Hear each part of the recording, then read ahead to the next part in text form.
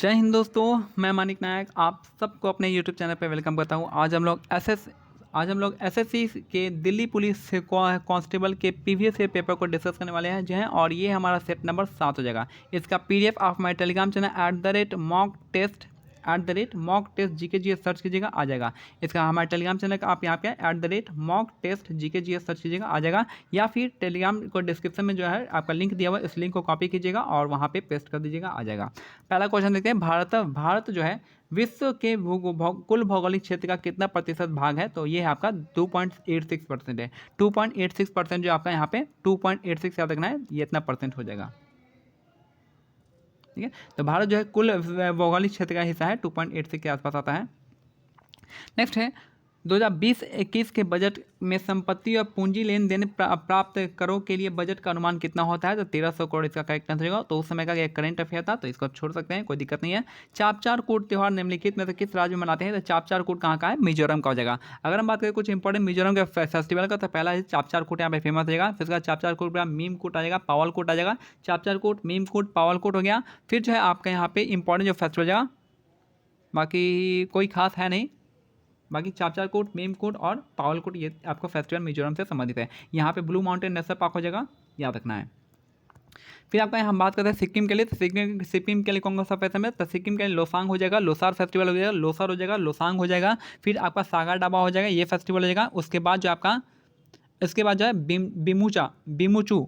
बूमचू कर सकते हैं। ठीक है, बूमचू फेस्टिवल कर सकते हैं।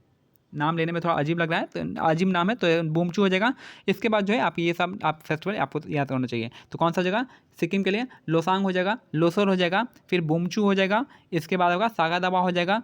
उसके बाद आई थिंक और कोई फेस्टिवल नहीं है, इतना आपको याद रखना पड़ेगा। 3-4 तो फेस्टिवल याद रखना पड़ेगा। अगर हम बात करें त्रिपुरा के लिए कौन सा है? गरिया पूजा है, खर्ची पूजा है, खर्ची मेला है, गरिया पूजा है। उसके बाद जो है कौन सा फेस्टिवल हो जाएगा? उसके बाद यहाँ पे ऑरेंज फेस्टिवल है, यहाँ पे मनता है ऑरेंज फेस्टिवल। और बाकी आप याद रखिए, घड़िया पूजा और खर्ची पूजा यहाँ पे आपका त्रिपुरा का हो जाएगा। त्रिपुरा का को लैंग्वेज भी आता है, ट्राइबल ग्रुप भी है जिसका नाम कोक बोरोक हो जाएगा, त्रिपुरा से संबंधित है। होजागिरी फेस्टिवल भी आपका त्रिपुरा का काफ़ी फेमस है। इसके बाद अगर हम बात करते हैं यहाँ पे अरुणाचल प्रदेश का, अरुणाचल प्रदेश में क्या कौन सा फेस्टिवल मिलेगा? अरुणाचल प्रदेश का अगर हम बात करते हैं तो यहाँ पे आपका लोसर फेस्टिवल मिलता है। अरुणाचल प्रदेश का लोसर फेस्टिवल होता है, मोपिन फेस्टिवल होता है, फिर जो आपका सोलुंग फेस्टिवल होता है, सियांग फेस्टिवल होता है, मोपिन फेस्टिवल होता है। उसके बाद आपका ये सब फेस्टिवल आपको याद करना पड़ेगा। ठीक है, बाकी और तो फेस्टिवल देखेंगे, बाकी होता है तो बाकी इतना फेस्टिवल आपको याद करना पड़ेगा। नेक्स्ट क्वेश्चन है, कुल क्षेत्रफल की दृष्टि से भारत का सबसे छोटा केंद्र शासित प्रदेश कौन सा है? तो लक्षद्वीप हो जाएगा।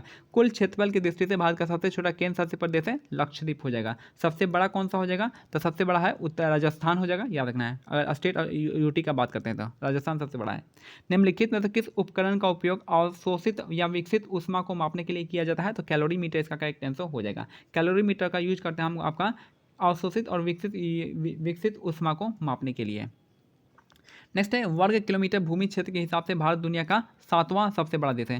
भारत जो है विश्व का 7वां सबसे बड़ा देश है। वर्ग किलोमीटर भूमि के हिसाब से भारत जो है 7वां सबसे बड़ा देश है। निम्नलिखित में से किसे संयुक्त राष्ट्र महासभा के 75वें सत्र का अध्यक्ष चुना गया है? तो ये हो जाएंगे आपके बॉलकॉन बोचकीर हो जाएंगे उस समय। और अब देख लीजिएगा 77वें कौन से हैं, आप मेरे को कमेंट में बता सकते हैं।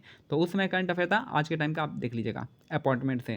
नेक्स्ट है, 1192 में ईस्वी में तराइन के द्वितीय युद्ध में पृथ्वीराज चौहान को निम्नलिखित में से किसने पराजित किया था? या तो तराइन का दो युद्ध हुआ है, तराइन का 2 युद्ध हुआ है, एक हुआ है, यहाँ पे 2 हुआ है।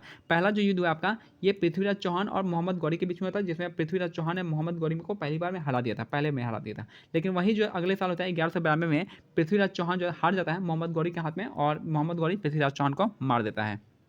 तो यहाँ पे दूसरा युद्ध 1192 में मोहम्मद गौरी और पृथ्वीराज चौहान के बीच में लड़ा गया था, याद रखना है। शेरशाह ने कौन सा लड़ा था? शेरशाह ने आपका यहाँ पे लड़ा था चौसा का युद्ध लड़ा था, बेलग्राम या फिर आपका कन्नौज का युद्ध लड़ा था। किसके साथ लड़ा था? दोनों ही युद्ध ये हुमायूं के द्वारा लड़ा था, और इन दोनों युद्ध में शेरशाह सूरी ने हुमायूं को हरा दिया था। नेक्स्ट है, भारतीय संविधान के निम्नलिखित अनुच्छेदों में से कौन सा राष्ट्रीय अनुसूचित जाति आयोग से संबंधित है? तो आपका आर्टिकल 338 हो जाएगा। तो याद रखना है कि राष्ट्रीय अनुसूचित जाति आयोग से संबंधित आपका 338 हो जाएगा। 338 ए हो जाएगा आपका ST के लिए हो जाएगा, और 338 बी हो जाएगा OBC के लिए हो जाएगा। इतना आपको याद रखना पड़ेगा। नेक्स्ट है, निम्नलिखित में कौन सा भारतीय संविधान की 7वीं अनुसूची में शामिल का मामला है? तो ये हो जाएगा आपका बाजार और मेले हो जाएगा। तो निम्नलिखित में कौन सा भारतीय संविधान की 7वीं अनुसूची में राज्य सूची में शामिल है? तो राज्य सूची में आपका शामिल होता है बाजार और मेल हो जाएगा। लोकल का बात होता है तो लोकल जो है आपका स्टेट लिस्ट में शामिल होता है। रेलवे आपका सेंटर का हो जाएगा, प्रत्यार्पण भी आपका सेंटर हो जाएगा, युद्ध और शांति भी आपका सेंटर का हो जाएगा। नेक्स्ट है अमेरिकी ओपन 2020 का पुरुष एकल का फाइनल निम्नलिखित में किसने जीता था? तो उस समय का करंट अफेयर था, जो डोमिनिक थीम ने जीता था। आज के टाइम में आपको देख लीजिएगा कि चारों ग्रैंड स्लैम को आपको अच्छे से देख लेना है।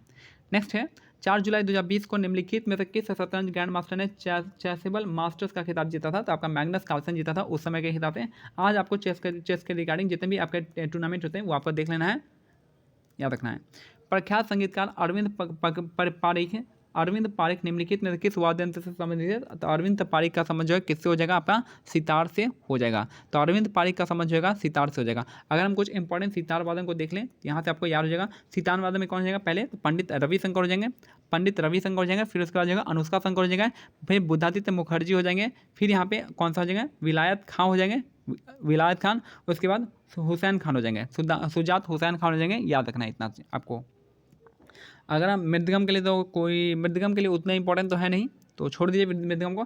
शहनाई के लिए बिस्मिल्लाह खां का नाम आपको याद करना पड़ेगा। अगर हम बात करें सरोद के लिए कौन फेमस है? तो सरोद के लिए अमजद अली खां हो जाएंगे, अमजद अली खां। अली अकबर खां भी का संबंध भी आपका किससे? सरोद वादन से हो जाएगा। फिर जो है आपका यहाँ पे अलाउद्दीन खान, ये 3 नाम आपको याद रखना है। अली अकबर खां, अमजद अली खां और आपका यहाँ पे अलाउद्दीन खान, ये आपका नाम इतना याद रखना है। बहादुर खान का भी नाम अभी याद कर सकते हैं। नेक्स्ट है निम्नलिखित में कौन सा नियमों के माध्यम से राज्य लोक सेवा आयोग के सदस्यों की संख्या और उनकी सेवा और शर्तों का निर्धारण होता है? तो राज्यपाल से। तो निम्नलिखित में कौन नियमों के माध्यम से राज्य लोक सेवा आयोग के सदस्यों की संख्या और उनकी सेवा को शर्तों का निर्धारण करता है? तो राज्यपाल करते हैं, याद रखना है। नेक्स्ट है गोटीपुआ लोक नृत्य निम्नलिखित में किस राज्य से संबंधित है? तो गोटीपुआ कहाँ का है? उड़ीसा का नृत्य है।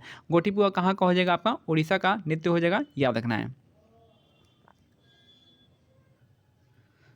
तो उड़ीसा से मतलब कौन सा हो जाएगा? तो उड़ीसा से आपका रज पर्व हो जाएगा, नुआखाई हो जाएगा, धनु जत्रा हो जाएगा और कौन सा हो जाएगा? जत्रा। जितने भी जत्रा होंगे आपके कहाँ पे होता है? उड़ीसा का हो जाएगा। उड़ीसा पे आपके बाली जत्रा हो जाएगा। ये सब कहाँ का है? उड़ीसा का है, याद रखना है। उड़ीसा का त्यौहार। साथ में इसका जो कला है आपका पट्टचित्र कला हो जाएगा, गोटीपुआ हो गया, ये सब आपका उड़ीसा से ही संबंधित है। बिहार का बात करते हैं, बिहार का जो पेंटिंग फेमस है आपका मधुबनी पेंटिंग हो जाएगा। राजगीर फेस्टिवल यहाँ पे मनाते हैं, पुष्कर फेस्टिवल नहीं मनाते हैं, यहाँ पे सोनपुर मेला मनाते हैं। ठीक है, सोनपुर मेला मनाते हैं। फिर आपका छठ पूजा हो जाएगा यहाँ पे, और बाकी समा चकेवा ये सब आपका फेस्टिवल मनाते हैं यहाँ पे बिहार में।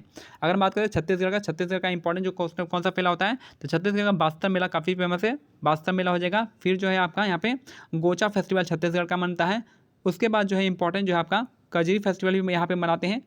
बाकी जो है यहाँ पे इंपॉर्टेंट हरेली फेस्टिवल एक इंपॉर्टेंट है जो कि यहाँ पे मनाया जाता है। ठीक है, याद रखिए छत्तीसगढ़ में एक और चित्रकूट वाटरफॉल है, जिसको भारत का नियाग्रा वाटरफॉल भी कहते हैं, और ये जो है इंद्रावती नदी पे बना हुआ है। पश्चिम बंगाल में दुर्गा पूजा काफ़ी फेमस है। नेक्स्ट है समुद्र उत्पादन निर्यात विकास प्राधिकरण जो है आपका, इसकी स्थापना 1972 में किया गया था। समुद्री उत्पाद निर्यात विकास प्राधिकरण जो है इसकी स्थापना 1972 में किया गया था।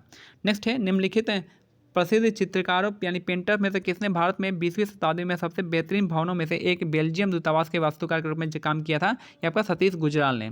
तो निम्नलिखित प्रसिद्ध चित्रकारों में से किसने भारत में 20वीं शताब्दी के सबसे बेहतरीन भवनों में से एक है बेल्जियम दूतावास के वास्तुकार के रूप में काम किया था? तो यह था आपका सतीश गुजराल, इसका करेक्ट आंसर हो जाएंगे। निम्नलिखित में से किस राजा ने एक चांदी का सिक्का जारी किया था जिसे 16वीं शताब्दी के में रुपया कहा गया था? यह था आपका शेरशाह सूरी। रुपया किसके टाइम में कहा गया था? शेरशाह सूरी के टाइम में कहा गया था। याद रखना है निम्नलिखित में किस राजा ने चांदी का सिक्का जारी किया था जिसने 16वीं शताब्दी के रुपया कहा था? तो आपका शेरशाह सूरी, याद रखना है। इन्होंने क्या क्या स्थापना किया था? इन्होंने पट्टा और काबुलियत के सिस्टम अपना किया था। इन्होंने कौन सा इनके बचपन का नाम क्या था? फरीद था, ये भी याद रखना है। और इन्होंने कन्नौज बेलग्राम का चौसा का युद्ध और कन्नौज का युद्ध लड़ा था, जिसको बेलग्राम का युद्ध भी कहते हैं। शेरशाह सूरी ने जीता था, हुमायूं को बाहर भगाया था। ठीक है, अलाउद्दीन खिलजी का जो है आपका यहाँ पे अलाउद्दीन खिलजी, इन्होंने एक सड़क बनाया था शेरशाह सूरी ने, जिसका नाम सड़क ए आजम था, जो कि आपका अमृतसर से लेकर कहाँ तक था? आपके कलकत्ता तक था। ठीक है, अलाउद्दीन खिलजी का मार्केट कंट्रोल सिस्टम काफ़ी अच्छा था। इसके टाइम में कौन कौन थे? मलिक कफूर था जो कि सेनापति था, और यहाँ पे इसके टाइम में आमिर खुसरो भी थे। फिर ठीक है, इतना थी, आपको याद रखना पड़ेगा। बच्चों को दूध पिलाने वाली माताओं के दूध में निम्नलिखित में कौन सा हार्मोन पाया जाता है? तो प्रोजेस्टेरोन पाया जाता है। याद रखना, बच्चों को दूध पिलाने वाली माताओं के दूध में कौन सा हार्मोन मिलता है? तो प्रोजेस्टेरोन हार्मोन मिलता है, याद रखना है।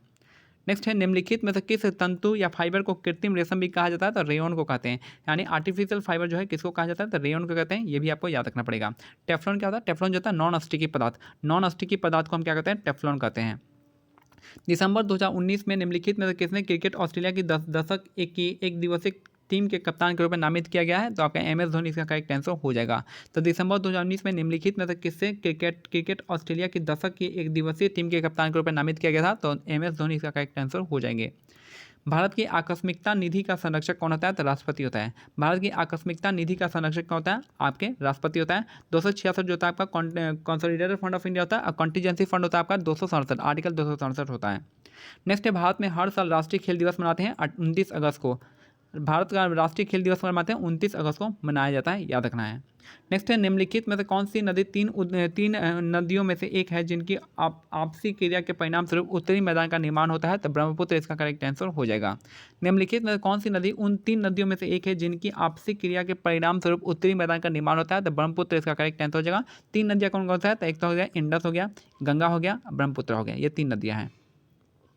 नेक्स्ट है आज यहाँ पे याद रखना है इनमें से कुछ की इंपॉर्टेंट। गोदावरी का ब्रह्मपुत्र का यह है ओरिजिन कहाँ पे होता है? तो चेम यंगदुंग ग्लेशियर जो होता है आपका कहाँ पे? कैलाश मानसरोवर में होता है आपका। गोदावरी का कहाँ पे होता है? त्र्यंबकेश्वर नासिक में होता है। महानदी का अमरकंटक की पहाड़ी में होता है। और बस यहाँ पे भीम का आजी लामू जो है निम्नलिखित में से किस राज्य का एक महत्वपूर्ण लोक नृत्य है? तो अरुणाचल प्रदेश का लोक नृत्य है। आजी लामू जो है डांस फॉर्म में कहाँ का? ये आपका अरुणाचल प्रदेश का डांस फॉर्म हो जाएगा। ठीक है, अरुणाचल प्रदेश का डांस फॉर्म हो जाएगा। अगर हम कुछ बात करते हैं यहाँ पे और कौन कौन सा डांस होता है, तो यहाँ पे जो होता है बुइया डांस होता है, याद रखना है बुइया डांस होता है, वांचो डांस होता है, पासी कोंकी डांस होता है और यहाँ पे पोनुंग डांस होता है, पोनुंग डांस होता है। पोपी डांस भी यहाँ पे काफ़ी फेमस है। मणिपुर का अगर हम बात करते हैं, मणिपुर का त्रिपुरा का आपको पता ही है, त्रिपुरा में कौन सा खर्ची पूजा हो गया, खर्ची पूजा हो गया और कौन सा पूजा हो गया आपका होजागिरी। यहाँ पे घड़िया पूजा होता है, खर्ची पूजा होता है, होजागिरी फेस्टिवल त्रिपुरा का होता है। आप यहाँ पे कोक ब्रोक भी जनजाति यहाँ पे मिलते हैं। फिर आपका अगर हम बात करते हैं आपका मिजोरम का, तो अगर हम बात करते हैं यहाँ पे मणिपुर का, मणिपुर में आपका कौन सा हो जाएगा? मणिपुर का जो डांस होता है पोंग चुलुम होता है, पोंग चुलुम होता है। फिर यहाँ पे जो हो जाएगा आपका लाई हरोबा हो जाएगा, पोंग चुलम हो जाएगा और बाकी आपका संघाई फेस्टिवल मणिपुर का काफ़ी फेमस है, ये भी आपको याद रखना पड़ेगा। फिर जो है चिराव फेस्टिवल भी मणिपुर का फेमस है। अगर हम बात करें आसाम का अम्बुबाची मेला, माजुली मेला, ये सब आपका आसाम का फेमस है। अम्बुबाची मेला कहाँ पे होता है? ये आपका कामाख्या मंदिर में आसाम का होता है। ठीक है, बाकी यहाँ पे और कौन सा डांस फॉर्म होता है? बिहू डांस होता है, झूमरा होता है, झूमर डांस होता है, बगरुम्बा होता है और कौन सा डांस होता है? सटरिया होता है। ये सब आपको याद करना पड़ेगा। नेक्स्ट वाष्पीकरण की प्रक्रिया के बारे में निम्नलिखित में कौन सा कथन सही है? तो तरल अवस्था में गैसीय अवस्था में बदल जाती है। तो वाष्पीकरण में क्या होता है? वाष्पीकरण की प्रक्रिया में क्या होता है कि तरल अवस्था जो है आपका तरल जो है आपका लिक्विड जो है गैस में बदल जाता है, उसको हम क्या कहते हैं? वाष्पीकरण यानी एवोपरेशन कहते हैं।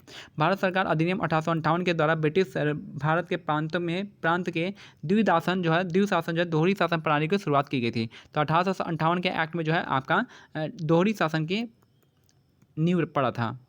नेक्स्ट है भारतीय संविधान के निम्नलिखित अनुच्छेद में से कौन सा अनुच्छेद संसद को जनहित में आवश्यकता अनुसार 2 राज्य या भारतीय क्षेत्र के किन्हीं भी भाग के बीच व्यापार, वाणिज्य और पारस्परिक व्यवहार का प्रतिबंध आरोपित करने का अधिकार देता है? तो आर्टिकल 302 इसका करेक्ट आंसर हो जाएगा। टफ क्वेश्चन मान सकते हैं, काफ़ी डीप में पूछा गया है। प्रोटियम, ड्यूटेरियम और ट्रिटियम क्या है? ये आपका आइसोटोप्स है। प्रोटियम, ड्यूटेरियम और ट्रिटियम क्या है? आइसोटोप्स है, याद रखना है। निम्नलिखित में कौन सी प्रमुख नदी एक पूर्व की ओर बहने वाली नदी नहीं है? तो ये आपका नर्मदा जो है नहीं है। बाकी कृष्णा जो है कहाँ से निकलती है? महाबलेश्वर से निकलती है। कहाँ किसमें गिरती है? बे ऑफ बंगाल में गिरती है। गोदावरी निकलती है त्र्यंबकेश्वर नासिक से निकलती है, बे ऑफ बंगाल में गिरती है। कावेरी जो आपका ये निकलती है आपका ब्रह्मगिरी पहाड़ी से और ये बे ऑफ बंगाल में गिर जाती है। याद रखना है इन दोनों में अंतर सिर्फ इतना ही है कि गोदावरी नदी को भारत आपका वृद्धा गंगा कहते हैं। इसके साथ जो है आपका क्या हो गया? दक्षिण गंगा, इसको दक्षिण गंगा कहते हैं और इसको कावेरी को दक्षिण की गंगा कहते हैं, दक्षिण की गंगा। नेक्स्ट है ऑपरेशन फ्लड निम्नलिखित में किससे संबंधित है? तो ऑपरेशन फ्लड का संबंध जो हो जाएगा आप किससे? तो ये आपका भारत के डेयरी उद्योग से हो जाएगा। भारत के डेयरी उद्योग से हो जाएगा आपका कौन सा? ऑपरेशन फ्लड हो जाएगा। अगर पोल्ट्री के लिए क्या हो जाएगा? आपका सिल्वर रेवोल्यूशन हो जाएगा अंडे के लिए। माइनिंग के लिए आप मेरे को बता दीजिएगा और कृषि के लिए और सब्जी के लिए क्या होता है?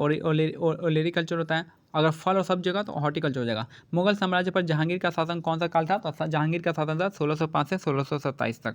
मुगल शासन में जहांगीर का शासन था 1605 से लेकर 1627 तक था।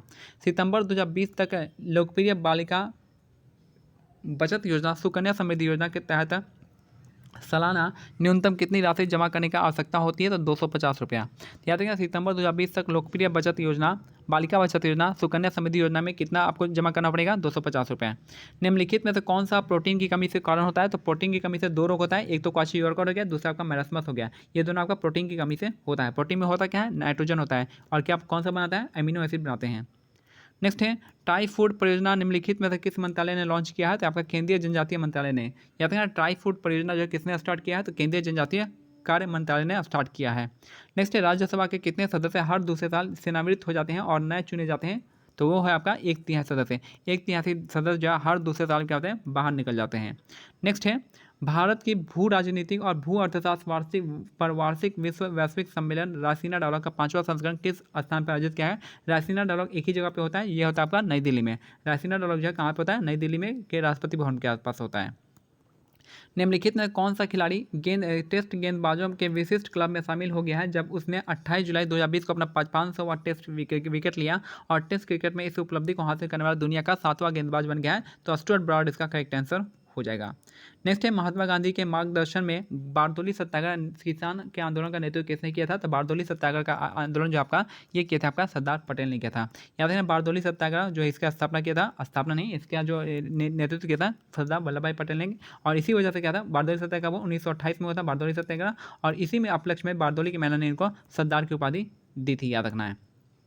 ठीक है, ठीक है। नेक्स्ट है और याद रखना लाला लाजपत राय को पंजाब केसरी के नाम से जानते हैं, और इनको जो है आपका साइमन कमीशन का विरोध कर रहे थे, उसी समय इनको सर पे लाठी लगने से इनकी मृत्यु हो जाती है।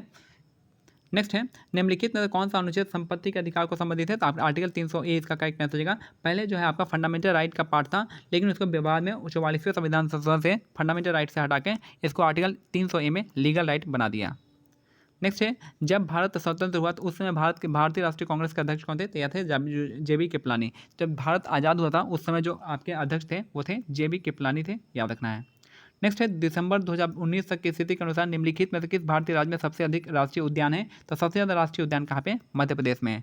जो दिसंबर 2019 तक की स्थिति के अनुसार किस भारतीय राज्य में सबसे अधिक राष्ट्रीय उद्यान है? तो मध्य प्रदेश इसका करेक्ट आंसर हो जाएगा।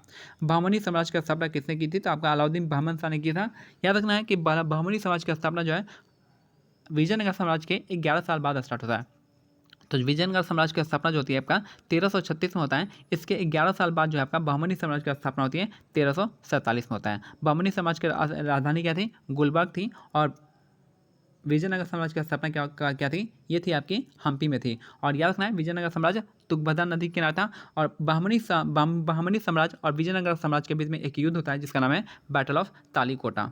नेक्स्ट है दिसंबर 2019 में निम्नलिखित में से किसने नेशनल एल्यूमिनियम कंपनी लिमिटेड के नए अध्यक्ष और CMD के रूप में नियुक्त किया है? तो श्रीधर पात्रा हो जाएंगे। आज के टाइम में अपॉइंटमेंट देख लीजिएगा कौन है। नेक्स्ट है निम्नलिखित में से कौन हिंदुस्तान रिपब्लिक एसोसिएशन के महत्वपूर्ण सदस्य थे जिन्होंने अपने साथियों के साथ काकोरी ट्रेन डकैती किया था? तो आपका अशफाक उल्लाह खान इसका करेक्ट आंसर हो जाएंगे।